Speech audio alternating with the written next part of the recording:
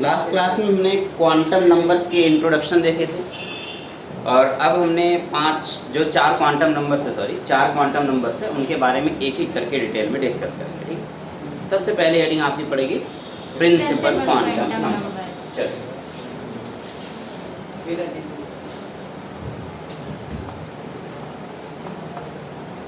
आज आप उसके बारे में बताने वाले थे। इसके बेटा सर पीएलई होता है या पीएल होता है? PAL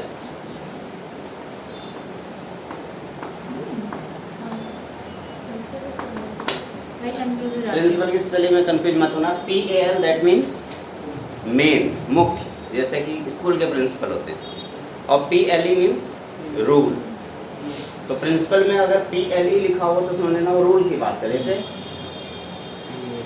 कोई भी रूल अगर सामने आए तो PLE यूज करेंगे, और जब मेन की बात करेंगे, मुख्य की बात करेंगे, तो वहाँ पर क्या आएगा? PAL। तो हम प्रिंसिपल क्वांटम नंबर की बात कर रहे हैं, इसे मेन एनर्जी लेवल के नाम से जाना जाता है। ठीक है, मेन यानी कि मुख्य, ठीक है, मेन एनर्जी लेवल के नाम से जाना जाएगा। लेकिन इसमें एक एक करके सबसे पहले तो इसे देने वाले साइंटिस्ट का नाम बताओ। Given by principal quantum number, यानी कि सेल की बात कर रहे हो आप, इसकी बात कर रहे हो आप, सेल की बात कर रहे हो, तो सेल बताओ कौन देता था, कौन किसने दिया था?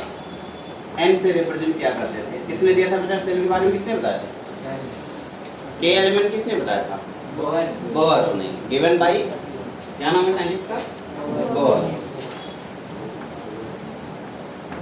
बोहर ने इसको दिया था। इससे क्या मिलता है, क्या पता चलता है, इसे नोट करेंगे, लिखेंगे। It represents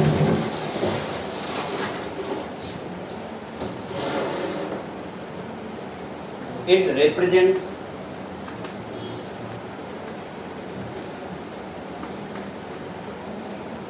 represents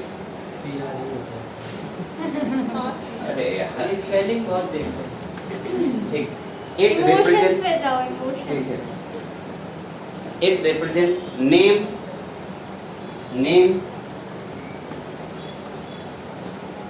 size. It represents name, size and energy of the cell. Name, size and energy of the cell.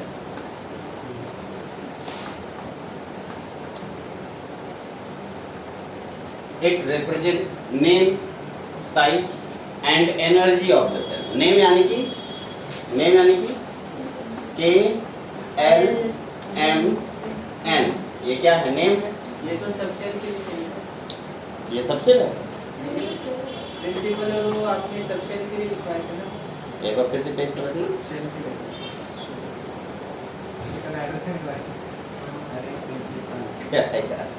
Okay, तो ये KLMN इसका नाम हो गया।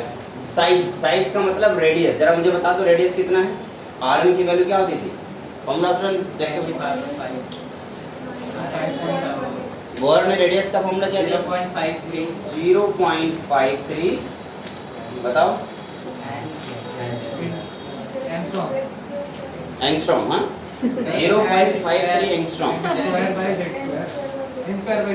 n square by z।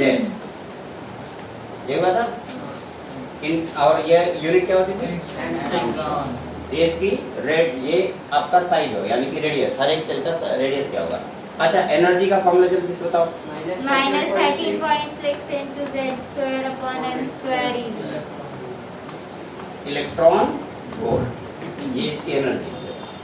तो ये जो प्रिंसिपल क्वांटम नंबर है, ये प्रिंसिपल क्वांटम नंबर क्या क्या रिप्रेजेंट कर रहा है? नेम, साइज और एनर्जी रिप्रेजेंट कर रहा है। ठीक है, किसने दिया बेटा? बोहर ने दिया। लिखें नेक्स्ट।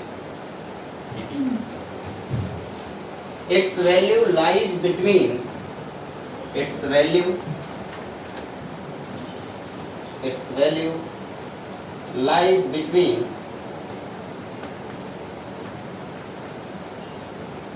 1 to infinite। एक से लेकर के इनफाइनाइट। याद करो, जब मैंने जितने नंबर लाइंस बनाए थे तो नंबर लाइन में मैंने क्या लिखा था? n = 1 2 3 4 5 6 इनफाइनाइट तक लिखा था। और मैंने बोला था जो इनफाइनाइट सेल है उसकी एनर्जी क्या होगी, 0, और यहाँ पे इलेक्ट्रॉन फ्री हो जाएगा। क्लियर है ना? ठीक।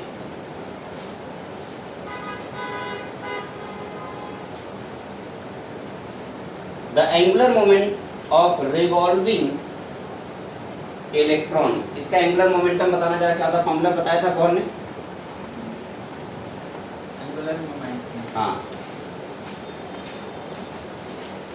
एंगुलर मोमेंटम का बोर ने फॉर्मूला नहीं बताया था, याद नहीं होगा?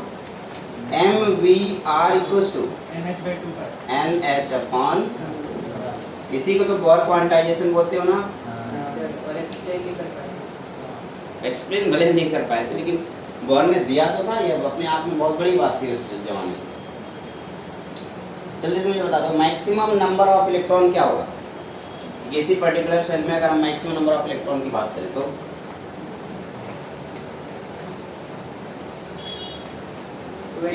2n²। ठीक है, अब यहाँ पे मैं लिख रहा हूँ प्रिंसिपल क्वांटम नंबर, यहाँ पे उसके शेल के बारे में बात करूँगा, यहाँ पे उसके मैक्सिमम इलेक्ट्रॉन पूछूंगा, maximum electron. Principal quantum number अगर 1 है तो बताओ शेल कौन सा होगा बेटा? के शेल है ना, उसमें मैक्सिमम इलेक्ट्रॉन कितने होंगे? 2। अच्छा, अगर इसकी वैल्यू 2 कर देंगे तो सेल कौन सा हो जाता है? एल शेल, उसमें मैक्सिमम इलेक्ट्रॉन कितने हो जाएंगे? 8। 2n² है ना, 8 हो जाएंगे। 3 के लिए बताओ, m शेल की बात करेंगे, मैक्सिमम इलेक्ट्रॉन 18। 4 के केस में, यानी कि n के केस में मैक्सिमम नंबर ऑफ इलेक्ट्रॉन 32। तो ये हो गया आपका प्रिंसिपल क्वांटम नंबर, और 1 2 3 4 और इसके शेल से आपको पता चल गया। अगर मान लो 5th होता कोई शेल जो कि डिस्कवर नहीं हुआ था, लेकिन मान लो 5th होता तो क्या होता है? O, और इसमें कितने इलेक्ट्रॉन होते हैं? 50। क्लियर है ना? तो ये आपका प्रिंसिपल क्वांटम नंबर। अब जल्दी समझे, एनर्जी बता दो। एनर्जी बताओ, के एल एम एन में एनर्जी सबसे ज्यादा, जैसे जैसे हम आगे बढ़ते हैं एनर्जी बढ़ती है या कम होती है? कम होती है।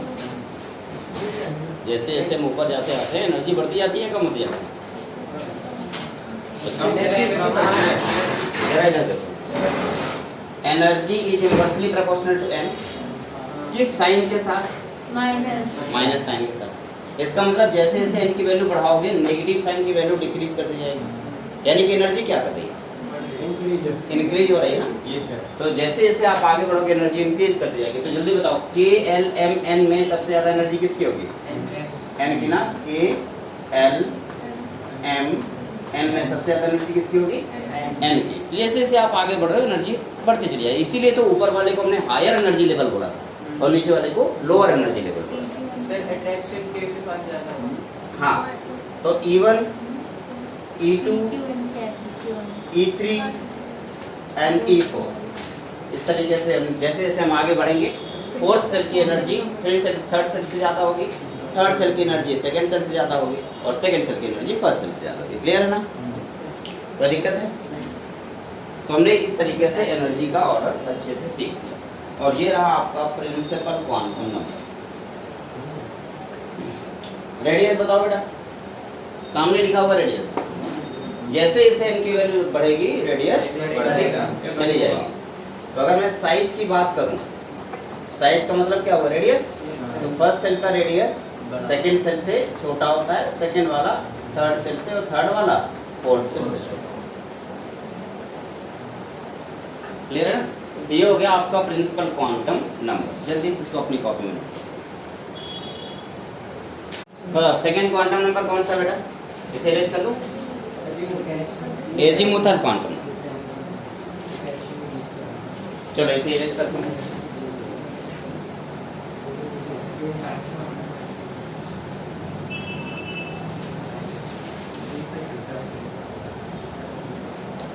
हेड डालें azimuthal quantum.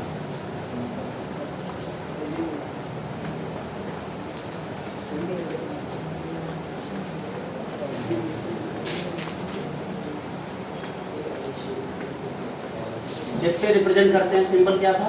L. Azimuthal quantum number symbol लिखेंगे L. It is also known as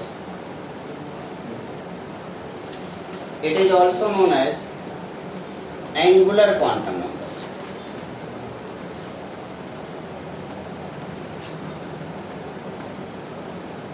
it is also known as angular quantum number और सेकेंडरी क्वांटम नंबर।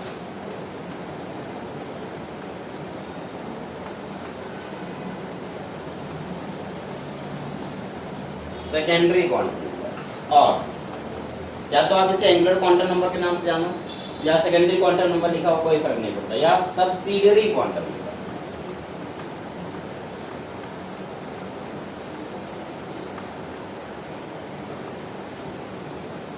कोई भी नंबर से आप इसे बुला सकते हो, अलग अलग बुक अलग अलग नंबर से नाम से इसे बुला सकती है, उसमें आप कंफ्यूज ना हो।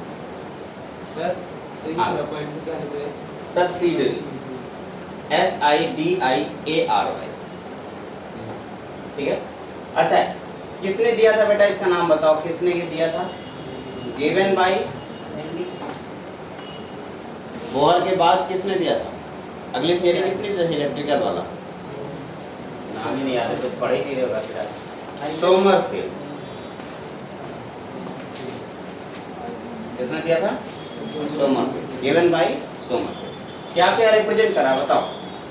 इट रिप्रेजेंट्स सबसे shape of the subcell and orbital. It represent shape of the subcell, shape of the subcell और ऑर्बिटल। ये सबसेल या ऑर्बिटल का शेप रिप्रेजेंट करता है, और आपको पता है एस का क्या शेप होता है, पी का क्या शेप होता है, ये ऑलरेडी सोमरफेल्ड के एक्सपेरिमेंट में मैंने आपको बता दिया।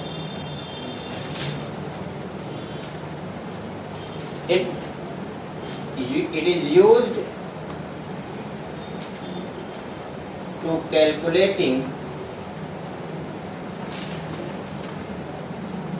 जैसे कि पिछली बार हम लोगों ने कौन सा मोमेंटम निकाला था बताइए? Angular momentum. ये ऑर्बिटल एंगुलर मोमेंटम के लिए यूज किया जाएगा। वो ऑर्बिट एंगुलर मोमेंटम था, यानी कि शेल के एंगुलर मोमेंटम के लिए था, और ये orbital angular momentum. It is used to calculating of orbital angular momentum.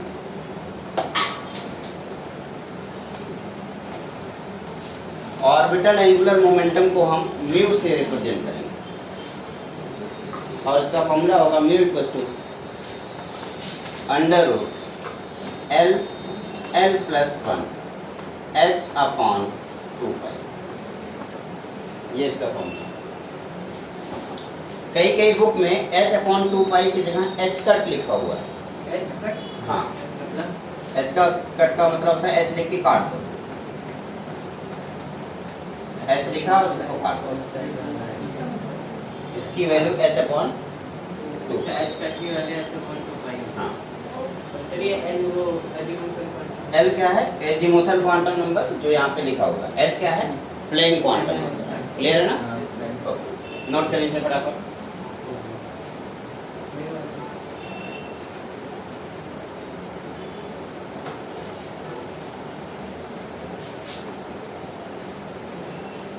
यहाँ पे मैं सबसेल लिख रहा हूँ,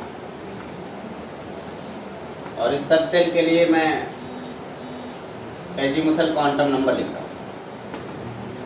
सबसेल S के लिए एजीमुथल क्वांटम नंबर 0 होता है, जबकि P के लिए कितना होता है? 1, D के लिए होगा 2 एंड F के लिए होगा SPDF के लिए एजीमुथल क्वांटम नंबर किससे रिप्रेजेंट कर रहे हो बेटा? L से रिप्रेजेंट।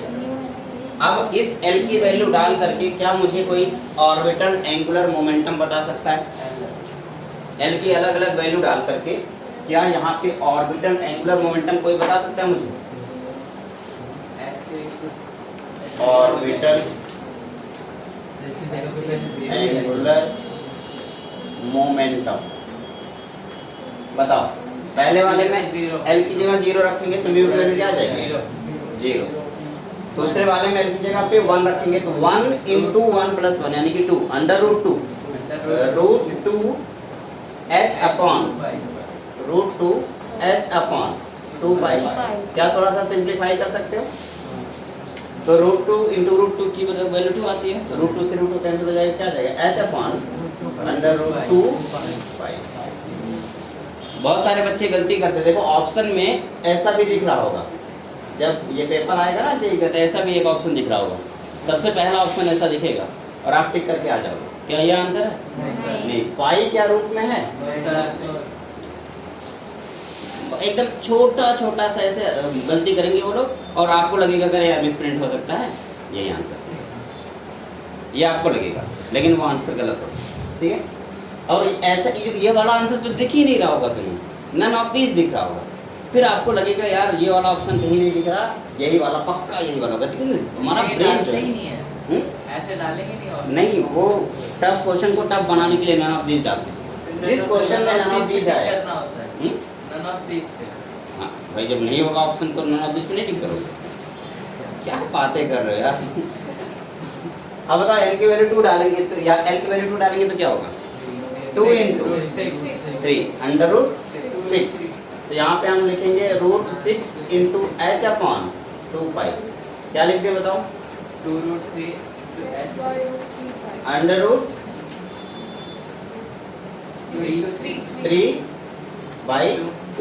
यही होगा, √3/2 h/2। क्लियर है? ठीक है, अब एल की वैल्यू 3 डाल के बताओ जल्दी से। √12 इंटू h/2 कितना आ जाएगा? √3। 4 इंटू 3 में से 4 बाहर आ गया, 2 बन गया, 2 से 2 कैंसिल आउट हो गया, क्या हो गया? 3h/। क्लियर है ना? ये अजीबुल नंबर 0 1 2 3 आपने खुद से लिया? नहीं, मैंने नहीं लिया है, जिसने बनाया है उसने लिया। ये एजीमुथल क्वांटम नंबर 0 1 3 ये मैंने नहीं लिखा बेटा, ये जिन्होंने दिया है उन्होंने लिखा। अब अगर आपसे पूछ लिया जाए एनर्जी की वैल्यू बताओ, अगर आपसे एनर्जी पूछ लिया जाए,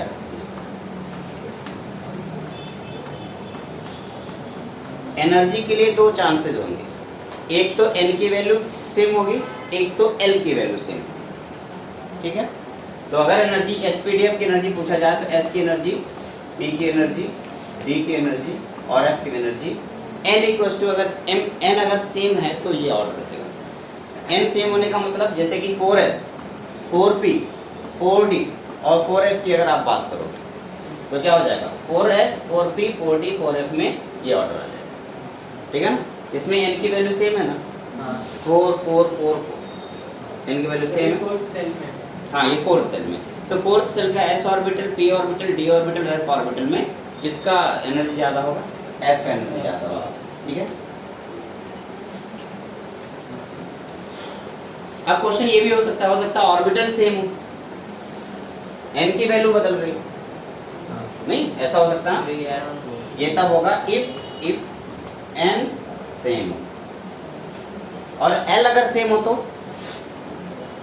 if l same, if l is same, और वाले की ज्यादा होगी। तो ऐसा हो सकता है ना, जैसे कि 1s हो सकता है, 2s हो सकता है, 3s हो सकता है, 4s हो सकता है, 5s हो सकता है, ऐसा हो सकता है ना।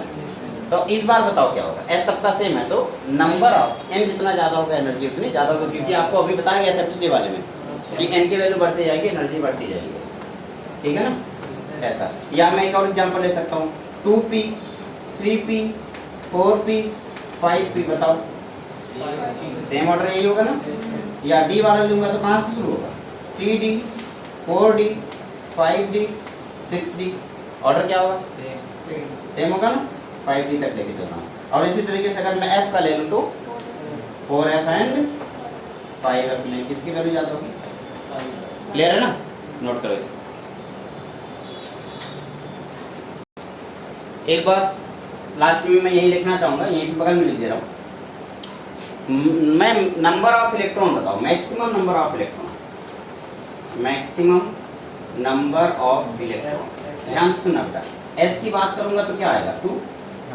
एस में मैक्सिमम कितने इलेक्ट्रॉन हो सकते हैं? 2। अच्छा पी में बताओ मैक्सिमम कितने इलेक्ट्रॉन हो सकते हैं? पी में मैक्सिमम कितने इलेक्ट्रॉन हो सकते हैं? 8 पक्का। पी में कितने सब ऑर्बिटल होते हैं? px, py and pz।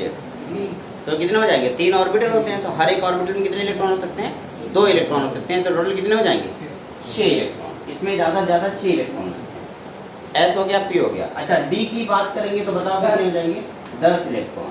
अच्छा F की बात करेंगे तो 16 कैसे हो जाएगा? 7 ऑर्बिटल होता है, हर एक ऑर्बिटल में 2-2 इलेक्ट्रॉन होते हैं, कितने हो जाएंगे? 14। तो यहाँ पे 14 इलेक्ट्रॉन जाएंगे। क्लियर है ना? अच्छा, तो इसको फॉर्मूले में पुट कर देते हैं। L की वैल्यू 0 है, तो फॉर्मूला बताओ इलेक्ट्रॉन 2 आना चाहिए, ऐसा कोई फॉर्मूला बनाना है। तो मैं ऐसे लिख दूं L, बताओ ऐसा कोई फॉर्मूला। L की वैल्यू 0 डालने के बावजूद भी हमें टोटल जो इलेक्ट्रॉन आ जाए वो आपके 2 आ जाए, ऐसा कोई फॉर्मूला बनाओ। और P वाली वैल्यू 1 डालने पर 6 आ जाए, D की वैल्यू 2 डालने पर, S की वैल्यू 0 है ना। L का एक ऐसे नंबर ऑफ इलेक्ट्रॉन में एक ऐसा फॉर्मूला क्रिएट करो आप लोग कि अगर 0 डाले तो 2 आए, 1 डाले तो 6 आए, 2 डाले तो 10 आए और 3 डाले तो 14 आए। ऐसा सोच के बताओ, एक फॉर्मूला सोच हो जाए।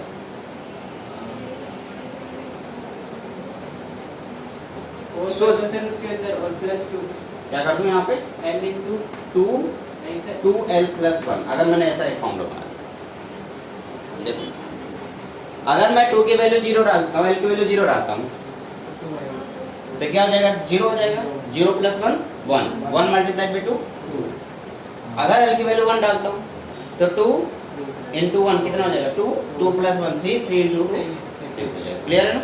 तो अगर आपसे पूछा जाए कि maximum number of electron in any subshell, तो आपका आंसर क्या आएगा? 2 2l+1। और maximum number of electron in any shell थोड़ी देर पहले बताया 2n²। क्लियर है ना? ये आपका एजीमुथल क्वांटम नंबर है, इसे नोट कर। Magnetic quantum number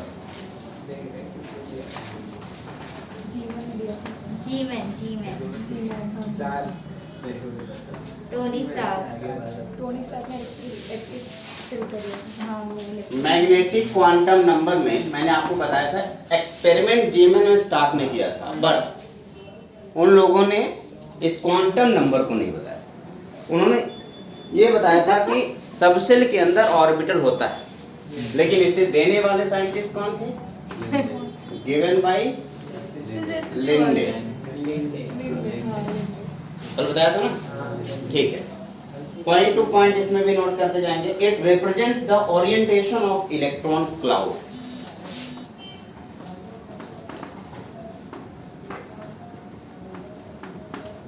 it represents LINDE, ठीक है। It represents the orientation of electron cloud. It represents the orientation of electron cloud.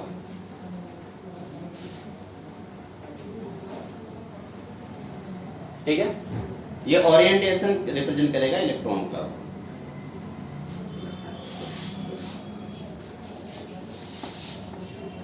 Orientation of electron cloud. अच्छा, आप सोच रहे हैं कि ये ओरिएंटेशन ऑफ इलेक्ट्रॉन क्लाउड का क्या मतलब है? मैंने आपको बताया था ना कि वो जो मच्छर घूमते रहते हैं, तो इलेक्ट्रॉन किस डायरेक्शन में कैसे बनेंगे। हो सकता है कि वो स्फेरिकल शेप के बने एकदम, उसका कोई ओरिएंटेशन नहीं हुआ। हो सकता है कि वो एक सिलेंड्रिकल बने, तो अगर सिलेंड्रिकल बन रहा है तो उनका ओरिएंटेशन होगा ना कि एक किस एक्सिस पे सिलेंडर बना है। सिलेंडर ऐसे बन सकता है, सिलेंडर ऐसे बन सकता है, सिलेंडर ऐसे बन सकता है ना। हो सकता है वो डंबल बने, डंबल बन रहा है तो वो भी किस एक्सिस पे बनेगा, है ना। ये ओरिएंटेशन जो होता है वो कौन बताने वाला है? Magnetic quantum number. Magnetic quantum number बताएगा orientation of electron cloud. Next point, the value of m। तो M से रिप्रेजेंट करेगा। हाँ, इसको m से रिप्रेजेंट कर रहे हैं, इसको m से रिप्रेजेंट कर रहे हैं। द वैल्यू ऑफ m, ये जो m की वैल्यू है वो -l से लेकर के +l के बीच में जितने भी इंटीजर आते हैं वो सारी होते हैं। The value of m this equals to all integer value from minus L to plus L, मतलब infinity to all integer value, minus infinity से नहीं, all integer value from minus L to plus L including zero. तो हम इसे infinity क्यों नहीं कह सकते, negative infinity to positive infinity? क्योंकि वो माइनस एल, एल क्या है? Azimuthal quantum number, azimuthal quantum number कभी इन्फिनिटी नहीं हो सकता, 1 से शुरू वो 0 1 2 3 4 हो सकता है। एस के लिए 0, पी के लिए 1, डी के लिए 2, ठीक है ना। अब इसके बारे में और डिटेल में देख लेते हैं। चलो अच्छी इसी टाइप लिख लेते हैं। अगर मैं आपसे कहूँ कि आपके पास एक सब सेल है, एक सब सेल है और उसके हिसाब से आप उसका एजीमुथल क्वांटम नंबर लिखते थे और उस एजीमुथल क्वांटम नंबर के हिसाब से आपका मैग्नेटिक क्वांटम नंबर पता करना है। मैग्नेटिक क्वांटम नंबर यानी कि m और एजीमुथल क्वांटम नंबर यानी कि l। जरा समझते हैं। सेल आपका सबसेल कौन सा है? s सबसेल के लिए रगड़ो मत बेटा, पैर मत। s सबसेल के लिए एजीमुथल क्वांटम नंबर l की वैल्यू क्या होती है? 0। अब इसकी वैल्यू क्या होगी? -0 से +0, बीच में 0, यानी कि ओवरऑल क्या होगा? 0। अच्छा, अगर p की बात करें तो p के लिए इसकी वैल्यू क्या होगी? 1 के लिए -1 से लेकर के +1 के बीच में जितने भी इंटीजर आते हैं सब लिखने हैं। कितने इंटीजर आएंगे? -l आएगा, +l आएगा और 0 आएगा। तो -1 0 एंड प्लस, ये 3 ऑर्बिटल होते थे, याद करो, px py pz बोला था ये, एक -1 एक 0 एक प्लस। अच्छा, अगर d की बात करते हैं तो d की वैल्यू कितनी? 2 कहाँ से शुरू होगा? -2 -1 0 +1 +2, याद कर दो, 5 आते थे। ओके, इसी तरीके से f के लिए l की वैल्यू कितनी होगी? 3 -3 -3 -2 -1 0 1 2 3 -3 -2 -1 0 +1 +2 7 है ना? ठीक है, तो ये रहा आपका सबसेल। इनका भी लिखवाओगे सर? शेप ऑफ सबसेल तो आपको ऑलरेडी बताया जा चुका है, नहीं बताया गया? नहीं बताया गया तो अभी देख लो। अभी बस इतना याद रखो कि इसका शेप क्या होता है, कैसा होता है, क्यों होता है, बाद में डिस्कवर करेंगे। शेप ऑफ सबसेल एस का स्फेरिकल होता है और इसी स्फेरिकल होने की वजह से इसका जो ओरिएंटेशन होता है वो 0 होता है, ठीक है, कोई ओरिएंटेशन नहीं होता, इसलिए एल की वैल्यू इसकी 0 होती है। जो स्फेरिकल है उसको चाहे जिधर से देखो, अगर कोई एक बॉल है उसे किधर से भी देखो एक ही जैसा दिखेगा ना, तो इसका मतलब कोई ओरिएंटेशन नहीं, इस वजह से उसकी एल की वैल्यू 0 थी। अच्छा, पी होता है आपका डम्बल।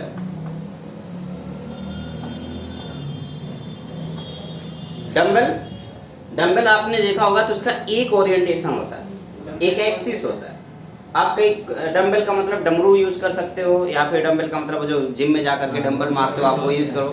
उसको एक पर्टिकुलर एक्सिस के थ्रू होता है वो, हाँ? आप उसको ऐसे पकड़ोगे तो ये यहाँ पे और यहाँ पे वेट होगा, ऐसे पकड़ोगे तो यहाँ पे और यहाँ पे वेट होगा। ऐसे उंगली डाल के तो नहीं पकड़ सकते ना, उठा ही नहीं पाओगे। तो आप उसको या तो ऐसे पकड़ोगे तो ऊपर और नीचे होगा, एक पर्टिकुलर लाइन में ओरिएंटेशन होगा, ऐसे पकड़ोगे तो इस लाइन में ओरिएंटेशन होगा। तो इसका ओरिएंटेशन कितना हो गया? 2, सॉरी 1 ओरिएंटेशन होता है, इसलिए इसके लिए वैल्यू क्या होती है? एल की वैल्यू कितनी? 1। अच्छा, जब डी की बात करोगे तो डबल डंबल आएगा।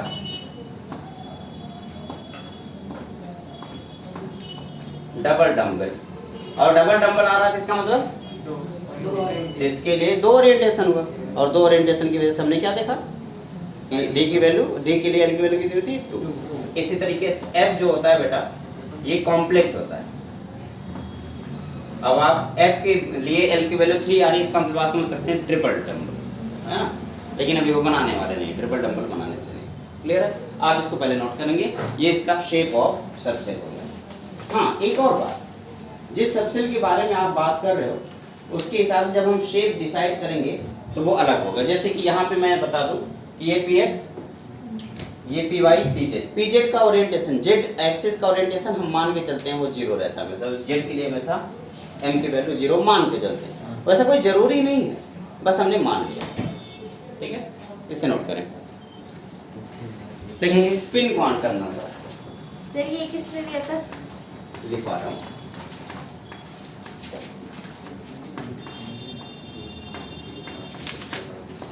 ये सर लिखवाया था स्पिन क्वांटम देखिए। सर इलेक्ट्रिक फील्ड में नहीं होगा? नहीं, स्पिन क्वांटम रिप्रेजेंट करते हैं एस स्पिन रिप्रेजेंट करेगा क्लॉकवाइज और एंटी क्लॉकवाइज डायरेक्शन में रोटेशन इलेक्ट्रॉन का। इलेक्ट्रॉन अकेले ऐसे बैठा रहेगा नहीं, वो रोटेट करता रहेगा। अब रोटेशन दो डायरेक्शन में होगा, या तो क्लॉकवाइज डायरेक्शन में या तो एंटी क्लॉकवाइज डायरेक्शन में। इस वजह से हम स्पिन क्वांटम नंबर पढ़ेंगे। लिखिए, इट इज गिवन बाय कुछ साइंटिस्ट हैं इनके नाम का प्रोनाउंसिएशन भी बहुत मुश्किल होता है, इसे लेनबेक बोलेंगे। हाँ, क्या है? ये यू किस लिए यू एच साइलेंट है? एल एम है LEN B BECK UHLENBECK UHLENBECK। And एक और साइंटिस्ट इनके साथ, इनका नाम था गॉड स्मिथ। चलिए तो ठीक है। हाँ, ये इनका नाम तो पढ़ लोगे ना। हाँ यस सर। सर उनका भी पढ़ लीजिए थोड़ा।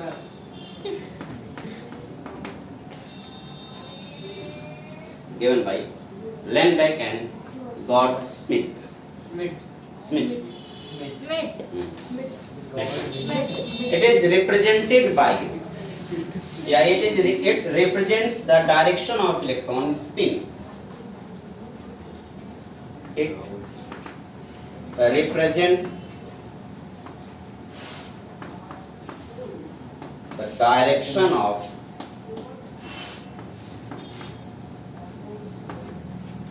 electron spin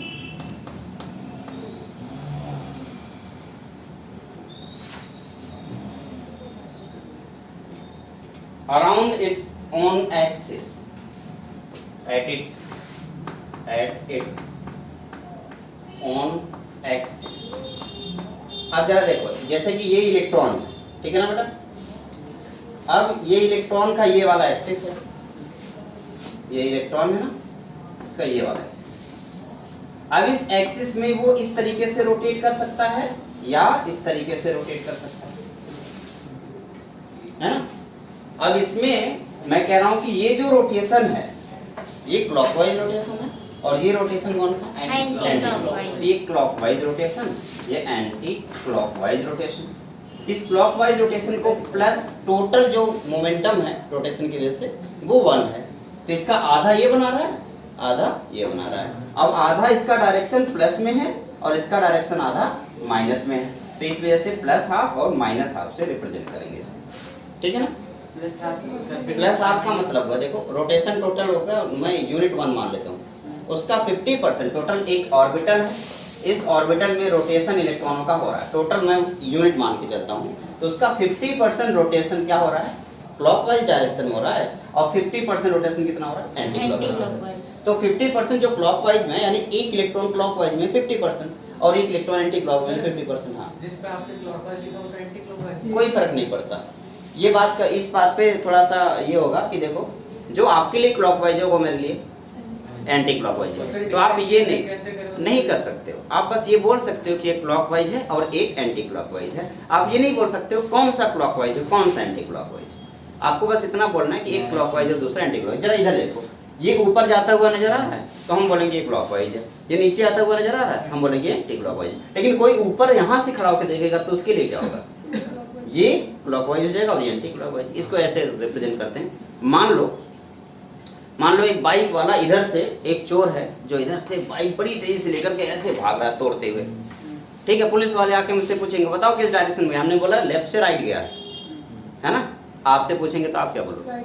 राइट से लेफ्ट गया। तो पुलिस वाला कंफ्यूज है, भैया मैंने क्या बोला? लेफ्ट से राइट, मैं सही हूँ या नहीं हूँ? आपने बोला आप सही हो या नहीं हो? सही तो दोनों हो, लेकिन पुलिस वाले बात किसकी माने?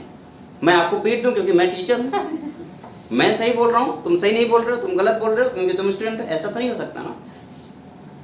हर कोई अपनी अपनी जगह पे सही होता है, बस नजरिया होता है देखने का। मैं आपकी जगह पे आके खड़ा होकर के देखूंगा तो आप जो बात बोल रहे हो बिल्कुल सही बोल रहे हो। हर एक बंदा अपनी अपनी नज़रिए से हर एक काम सही ढंग से करने की कोशिश करता है, वो उसका नज़रिया है। ऐसा कोई नहीं है कि कुछ लोगों को आपके किए हुए काम को बुरा लगेगा। जैसे कि आप घूम रहे हो, पढ़ नहीं रहे हो, पापा को बहुत बुरा लगेगा, इसको पढ़ना चाहिए था, ये घूम रहा है। लेकिन आप अपने नज़रिए से बहुत अच्छा काम कर रहे हो क्योंकि आप घूम रहे हो, आपको मजा आ रहा है। आप अपने नज़रिए से वो काम कर रहे हो और पापा अपने नज़रिए से देख रहे हैं कि ये इसका भविष्य कैसा होगा, क्योंकि वो देख चुके हैं, वो उस रास्ते पे चल चुके हैं, आप नहीं चले हो ना। इसलिए कहा जाता है कि बड़ों की बात माननी चाहिए, क्योंकि वो उस रास्ते पे चल चुके होते हैं, उन्हें पता होता है कि क्या सही है क्या गलत। स्पिन या कुछ भी, कोई भी चीज़ खुद के डिसीजन नहीं लेना चाहिए। हमेशा अकेले से नहीं, अपने खुद से डिसीजन ले लिया, अकेले किसी से पूछा नहीं, ये कभी नहीं करना चाहिए। एक दो लोगों से पूछना चाहिए, अलग अलग लोगों का नज़रिया होगा, फिर कंपेयर करना चाहिए, अपने आप को उन सबकी पोजीशन पे रखना चाहिए और देखना चाहिए कि कौन सी बात सही है। ठीक है ना। तो यहाँ पे जो अगर हम बात करें कि अगर ये ऑर्बिटल है, इस ऑर्बिटल में 2 इलेक्ट्रॉन हो सकते हैं मैक्सिमम, है ना। तो एक इलेक्ट्रॉन क्या करेगा, क्लॉकवाइज जाएगा। मैं इसे कहूँगा कि ये क्लॉकवाइज जा रहा है तो प्लस हाफ स्पिन शो करेगा। और ये कौन सा होगा बेटा, एंटी क्लॉकवाइज जा रहा है, ये माइनस हाफ स्पिन शो करेगा। अब इसको जरा समझने, अगर दोनों एक ही डायरेक्शन में कर दिए जाएं तो क्या होगा। अगर दोनों का डायरेक्शन एक हो जाएगा तो दोनों, एक क्लॉकवाइज है दूसरा भी क्लॉकवाइज घूमने लगेगा और उसके चक्कर में ओवरऑल पूरा का पूरा ऑर्बिटल एक क्लॉकवाइज घूमने लगेगा और उस घूमने की वजह से मैग्नेटिक फील्ड क्रिएट हो जाएगा और उस मैग्नेटिक फील्ड की वजह से पूरा का पूरा मैटर मैग्नेटिज्म बन जाएगा, मैग्नेट बन जाएगा। हर कोई मैग्नेट बन जाएगा। लेकिन क्या ऐसा है? नहीं, ऐसा नहीं है। हर एक चीज़ मैग्नेट है क्या? नहीं है। सब न्यूट्रल होना चाह रहे हैं, लेकिन अगर सारी चीज़ें मैग्नेट हो जाए तो सब खराब। तो सर इसका मतलब मैग्नेट में दोनों एक ही साइड घूमते हैं। हाँ, मैग्नेट में इलेक्ट्रॉन ऐसे ही घूमते हैं, इसीलिए तो मैग्नेट है।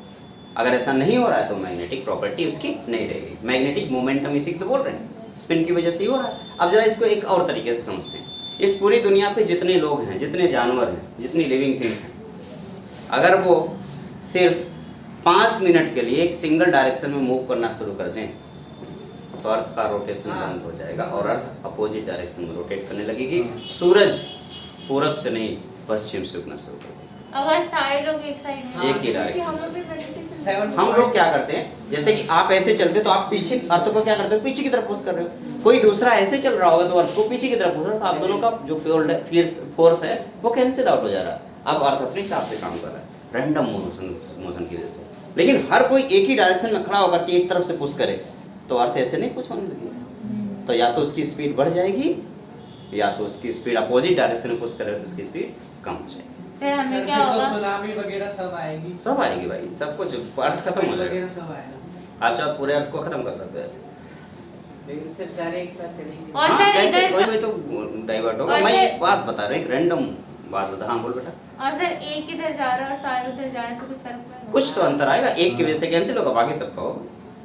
अरे वेक्टर में तो पढ़ रखा है ना ये सारी सर चीजें। एक का तो बहुत माइनर सा होगा ना। हाँ, एक इतने तो सारे। एक इधर जा रहे हैं 10 इधर जा रहे हैं, तो एक का 9 का एक इधर जा रहा है 10 इधर जा रहा है, तो उसमें से एक का इसके साथ कैंसिल हो जाएगा, 9 बच जाएंगे 9 का। सर एक इधर जा रहा है 7 बिलियन उधर जा रहा है। हाँ पता चलेगा, नेग्लेक्ट हो जाएगा। तो ये सारी चीजें ऐसे होती है। तो ये जो स्पिन है, स्पिन अपने आप को, एटम अपने आप को न्यूट्रल करने के लिए ऑर्बिटल के अंदर इलेक्ट्रॉनों को 2 अलग अलग डायरेक्शन में रखा है ताकि एक क्लॉकवाइज जाए तो दूसरा एंटी क्लॉकवाइज जाए और जिसकी वजह से पूरा ओवरऑल मैग्नेटिक मेंटेन रहे। इसीलिए तो सारी चीजें इसीलिए तो होती है, हर एक चीज मेंटेन करने के लिए तो होती है। मैंने आपको बताया था, जब आप दौड़ते हो तो क्या करते हो, अपने हाथ को घुमाते हो। क्यों घुमाते हो?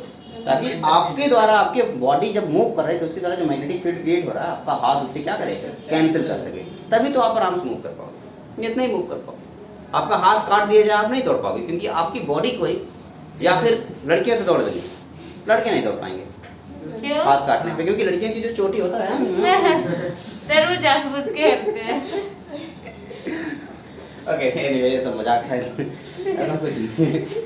तो ये रहा आपका स्पिन क्वांटम नंबर, जिसको आप प्लस आप माइनस लिखें। स्पिन एंगुलर मोमेंटम, और इससे हम चाहें, हाँ सिर्फ वो इलेक्ट्रॉन है, मतलब कि एक एंटी क्लॉक है एक क्लॉकवाइज है, कभी कोलाइड नहीं होगा दोनों? नहीं, कैसे कोलाइड होंगे? जैसे कि ये चल रहा है, एक इलेक्ट्रॉन यहाँ पे, एक इलेक्ट्रॉन यहाँ पे, ये इनका डायरेक्शन सेम है मूव करने का, डायरेक्शन तो सेम है, बट एक्सिस के अक्रॉस इस डायरेक्शन रोटेट कर रहा है तो दूसरा इस डायरेक्शन रोटेट कर रहा है। यानी कि ये ऐसे तो घूम रहे हैं और उसकी घूमने के साथ साथ ऐसे ऐसे रोटेट कर रहे हैं, अगला ऐसे रोटेट कर रहे हैं। तो ऐसे आप घूमने की वजह से कोलाइड करेंगे ना, रोटेशन की वजह से थोड़ी कोलाइड करेंगे। सोलर सिस्टम देखिए। हाँ, आपने सोलर सिस्टम जैसे, इसीलिए तो इसे सोलर मॉडल बोला जाता है। एनीवे आगे बढ़ते हैं। अब इसकी वजह से देखो एक स्पिन ऑर्बिटल हाँ, में 2 इलेक्ट्रॉन होते हैं। सिर्फ 2 इलेक्ट्रॉन होते हैं एक ऑर्बिटल में, मैक्सिमम 2 इलेक्ट्रॉन। आगे पढ़ेंगे हुंस लॉ है, ठीक है। तो ये है आपका अगला जो टॉपिक है, ये है ये टोटल स्पिन एंगुलर मोमेंटम। अगर हम यहाँ से कैलकुलेट करें स्पिन एंगुलर मोमेंटम, अभी हमने ऑर्बिटल एंगुलर मोमेंटम कैलकुलेट किया था, याद है? उसका फॉर्मूला क्या था? ऑर्बिटल एंगुलर मोमेंटम का फॉर्मूला क्या था? L L+1 h/2π। Spin angular momentum का फॉर्मूला होगा S S+1 h/2π। इसको भी एच कट लिख सकते एच कट। हाँ, इसको चाहो तो h कट लिख दो। S S+1 h cut.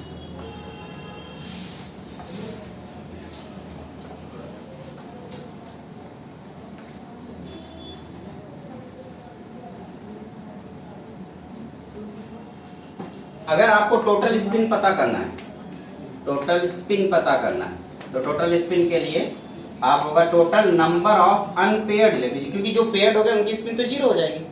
आपको बस पता करना है कितने अनपेयर्ड इलेक्ट्रॉन। टोटल पेयर की 0 पे नम पेयर तो कैंसिल हो जाएगा, तो जीरो हो गया। जो अनपेयर होगा उसी की वजह से स्पिन होगा। तो total number of unpaired electron multiplied by plus minus half, क्योंकक्योंकि 1 इलेक्ट्रॉन की वजह से प्लस हाफ या माइनस हाफ होगा, और 10 इलेक्ट्रॉन अनपेयर्ड है तो 10 की वजह से हाफ से मल्टीप्लाई करोगे, कितना हो जाएगा 5। फिर से दो, मान लो एक ऐसा है ऑर्बिटल, इसमें 5 अनपेयर्ड इलेक्ट्रॉन, 3 अनपेयर्ड इलेक्ट्रॉन है, तो इसका plus half plus half plus half, तो इनकी वजह से जो एंगुलर मोमेंटम होगा कितना आएगा 3 × प्लस हाफ। हो सकता है ये तीनों ऐसे हो, सर फिर ये और सर एक ऊपर अरे और इनको दो माइनस हाफ। मैग्नेटिक प्रॉपर्टी भी आ जाएगी किसकी? इसमें। हाँ, आ जाएगी। इसीलिए आगे हम मैग्नेटिक प्रॉपर्टी के बारे में डिस्कशन करेंगे। ओके, इसीलिए इसको मैग्नेटिक वाला वो फाइंड हुआ। हाँ, इसको नोट करना, ये है आपका स्पिन क्वांटम नंबर। अब आपका काम होगा, आपने चारों क्वांटम नंबर जो पढ़े हैं उनको एक साथ एक जगह पे रिलेट करना। इधर मैं लिख रहा हूँ, सबसे पहले मैं लिखूंगा शेल। अभी आप कोई देखेगा नहीं, अभी मतलब कोई लिखेगा नहीं, अभी बस सब देखते रहे। शेल, उस शेल के हिसाब से उसका प्रिंसिपल क्वांटम नंबर आएगा, जिसको किससे रिप्रेजेंट करते हैं? n से, है ना। उसके बाद उसका आएगा सब सेल। सब सेल का क्या होगा? एजीमुथल क्वांटम नंबर, किससे रिप्रेजेंट करेंगे? l से। फिर आएगा आपका मैग्नेटिक क्वांटम नंबर, किससे रिप्रेजेंट करेंगे? m से।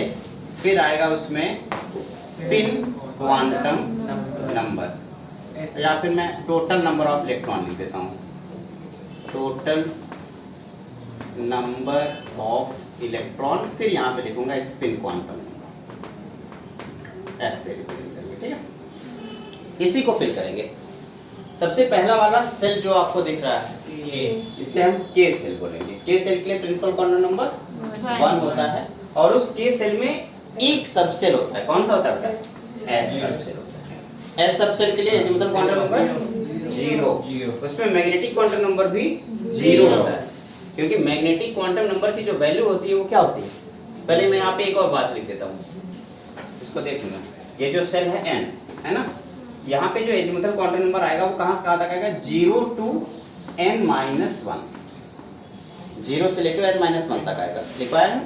अच्छा, मैग्नेटिक क्वांटम नंबर कहाँ से कहाँ तक आता है? -L to +L, 0 को इंक्लूड करते हुए, ठीक है। अच्छा, टोटल नंबर ऑफ इलेक्ट्रॉन किस हिसाब से भरे जाएंगे? डिपेंड करता है n जितना है या आपका s जितना है, l के हिसाब से भरो। l के हिसाब से क्या होता था? 2 × 2l + 1, ठीक है ना। ओके, अब जरा इसको समझने की कोशिश करते हैं। अब k सेल में n की वैल्यू 1 थी, और सब सेल क्या था? s के लिए l की वैल्यू क्या थी? 0। अब m की वैल्यू क्या होगी? 0, एक सिंगल ऑर्बिट, और सिंगल ऑर्बिटल में कितने इलेक्ट्रॉन? 2। l की वैल्यू 0 डालोगे तो कितने इलेक्ट्रॉन होंगे? 2 इलेक्ट्रॉन। 2 इलेक्ट्रॉन में 50% प्लस हाफ और 50% माइनस हाफ, यानी कि मैं लिख सकता हूँ बताओ plus half one plus minus half, यानी कि एक प्लस हाफ होगा और एक माइनस हाफ। क्लियर है ना? अच्छा n इक्वल्स टू k के बाद आएगा l। सर हाफ के रूप में हाफ करेंगे तो प्लस वन और माइनस वन लिखेंगे। नहीं plus half spin quantum number लिख रहे हैं। प्लस हाफ यानी एक इलेक्ट्रॉन जो ऊपर जा रहा हाफ, है, हाफ। माइनस हाफ यानी एक इलेक्ट्रॉन जो नीचे जा रहा है। तो इसे हम प्लस माइनस हाफ लिखते हैं। अब इधर देखो l की बात करते हैं। l के लिए m की वैल्यू कितनी होगी बेटा? बताओ सब सेल कौन सा होगा? s के साथ साथ s तो होगा ही होगा, s के साथ साथ क्या होगा? p। s के लिए इसकी वैल्यू 0, p के लिए इसकी वैल्यू 1। अच्छा 0 है तो इसकी वैल्यू भी 0 आएगी और एक ऑर्बिटल बनेगा। इसमें क्या होगा? Minus 1 0 and plus 1। अब इसमें कितने इलेक्ट्रॉन? 2 इलेक्ट्रॉन। इसमें कितने? 2 2 4 2 6, टोटल 6 इलेक्ट्रॉन। अब टोटल बता दो कितने इलेक्ट्रॉन? 8 इलेक्ट्रॉन। ठीक है ना? यानी कि सेकंड सेल में मैक्सिमम कितने इलेक्ट्रॉन हो सकते हैं? 8 इलेक्ट्रॉन। अब इस एक इलेक्ट्रॉन का 50% प्लस हाफ और 50% माइनस हाफ। क्या लिख दूं मैं? 4 प्लस माइनस हाफ, यानी कि 4 plus half and 4 minus half. Clear है ना? Okay good.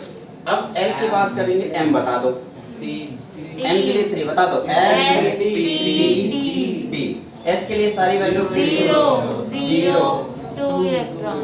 ठीक है, यहाँ पे बताओ 1 माइनस 1 सॉरी यहाँ पे 1 minus 1 0 plus 1 6 electron. 2 minus 2 minus 1 0 plus 1 plus 2 बताना। 10 टोटल बताओ कितने इलेक्ट्रॉन? तो थर्ड सेल में मैक्सिमम कितने इलेक्ट्रॉन हो सकते हैं? 18। अब यहाँ पे क्या लिख दूं? Plus 9 plus 1 minus. लास्ट वाला बता दो। N 4 s t d f s के लिए 0 1 2 3 0 minus 1 0 plus 1 minus 2 minus 1 0 plus 1 plus 2 minus 3 minus 2 minus 1 0 minus plus 1 plus 3 plus 3 तीन हो गया। हाँ 1 2 प्लस 2 प्लस 3 सर वो थर्ड वाला ही है। तो लिखा ही नहीं तो यार ठीक है, ये गलत करवा दिया। गलत कर दिया। नहीं ठीक था वो। Minus 2 yes sir minus 1 0 plus 1 plus 2 बस थोड़ा नीचे लिखना था। हाँ माइनस 3 माइनस 2 माइनस 1 0 1 2 3 बताओ दो यही तो इलेक्ट्रॉन। लिखा 2 6 10 14 हाँ 32 16 into plus 1/2 क्लियर है ना? चलो इसको अपनी कॉपी में नोट करो, फिर कुछ क्वेश्चंस इस पर 1 2 कर लेंगे, फिर आज की क्लास का। क्या नाम है? रोशनी नादर मल्होत्रा। किसका बिजनेस है ये? क्या करती हैं सर? बिजनेस छोड़ो, तो अब पता चल गया ना कि लड़कियां भी अमीर होती हैं। हाँ ऑब्वियसली लड़कियां अमीर होती है बट मैं ओके अब देखो, अब सुनो, पहले एक क्वेश्चन है, इस क्वेश्चन को इसको देखते हुए आंसर देना। मैं आपसे एक एड्रेस ऑफ क्वांटम नंबर क्या है? Address of electron. ठीक है, अब मैं एक एड्रेस लिख रहा हूँ, आपको बताना कि ये सही एड्रेस है या गलत एड्रेस। ठीक है ना? n की वैल्यू मैं कह रहा हूँ 3 है और l की वैल्यू आपका 3 है, m इक्वल्स टू -2 और s इक्वल्स टू +हाफ। क्या ये करेक्ट एड्रेस है किसी इलेक्ट्रॉन का? गलत होगा? क्या गलती है? L की वैल्यू आपने n की वैल्यू तो 3 रखी, सही है। n की वैल्यू अगर 3 है तो l की वैल्यू 0 1 और 2 हो सकती है, 3 नहीं हो सकती। आपने यहाँ पे ये गलती कर दी, आपने दूसरी लाइन एड्रेस की गलत दे दी, अब हम वहां तक पहुंच ही नहीं पाएंगे, है ना? अगर मैंने इसकी वैल्यू चलो 2 रख दिया होता, अब बताओ क्या ये सही है? बिल्कुल सही है ना? आप कहेंगे n इक्वल्स टू 3 के लिए l की वैल्यू 2 हो सकती है, और अगर इसकी वैल्यू 2 है तो ये -2 हो सकता है, और अगर ये -2 है तो ये तो प्लस हाफ माइनस हाफ में से कोई भी हो सकता है इलेक्ट्रॉन, आखिरी वाला तो दोनों में से कोई। क्लियर है ना? यानी कि ये करेक्ट इलेक्ट्रॉन का। तो इस टाइप के क्वेश्चन आएंगे, आपको सेट ऑफ क्वांटम नंबर दे दिया जाएगा और पूछा जाएगा कि which set of quantum number is incorrect, तो आप ढूंढ लोगे। कि आपको बस पता होना चाहिए, ये चार्ट आपको पता होना चाहिए। फिर से एक बार आखिरी में चार्ट देख लेते हैं। बताओ के सेल में कितने सबसेल होते हैं? एक, 1। क्या नाम है उसका? S, एस के लिए एल की वैल्यू 0, 0 और उसके लिए magnetic quantum number 0, total number of electron 2 electron, ठीक है। अब L की वैल्यू 2 है, यानी कि प्रिंसिपल क्वांटम नंबर कितना है? 2, नहीं, L के लिए प्रिंसिपल क्वांटम नंबर 2। 2, उस 2 के लिए बताओ सबसेल कौन कौन से? 2 and 1, अच्छा, एजीमुथल क्वांटम नंबर 0 0 और 1, 0 and 1। अच्छा, 1 के लिए हमारा मैग्नेटिक क्वांटम नंबर क्या है? -1, 0 plus 1, ठीक है, total number of electron 6 electron, 6 electron यहाँ पे, 2 यहाँ पे, टोटल 8 इलेक्ट्रॉन। ओके। इसी तरीके से थर्ड के लिए बताओ S and D, 0 and 2, 0 के लिए 0 -1, 0 plus 1, -2, -1, 0 plus 1 plus 2, total number of electron 18 electron. Okay. n के लिए बता दो 4, S, P, D, F, 0, 1, 2, 3, 0, -1, 0 plus 1, -2, 0 plus 1, 0 plus 1 plus 2, -3, -2, -1, 0 plus 1 plus 2 plus 3, 32 electron. ठीक है, डन। ओके, आज का लेक्चर यहीं खत्म होता है। फिर मिलेंगे, तब तक के लिए आप लोग अपना ख्याल रखें। Tata, bye bye, good night. Thank you sir.